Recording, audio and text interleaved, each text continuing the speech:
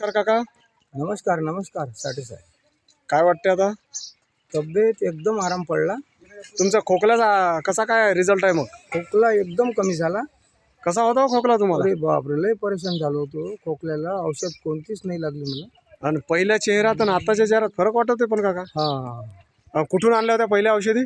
पहिला इरिन मधून घेतली होती औषध 2 बॉटला म्हणजेच आणि कुठून 2 छोट्या होत्या गोळ्याच्या. कुठून आणली होती? ते तिथूनच दिली होती इरिन मधून, म्हणजे आपल्या अमरावतीवरून? अमरावती.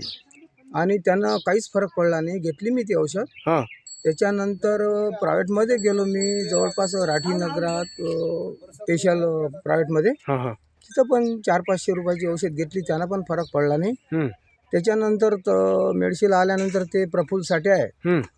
त्यांनी भेटले आणि ते म्हणत होते का तुमची तब्येत अशी कशी झाली. हो मी सांगितल्यानंतर त्यांनी मला औषध दिले. हां पण एकदम चांगले औषध आहे. खूप आराम पडला मला.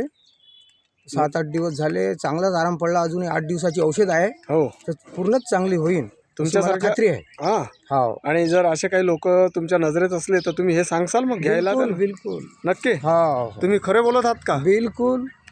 तब्येत एकदम चांगली वाटून राहिली. टणटण खोकला बसला आणि बरं 5-7 वाटतंय. दिवसाची औषध राहिली आहे. बरं, तब्येत एकदम चांगली होईल अशी मला गॅरंटी. थँक्यू काका, थँक्यू.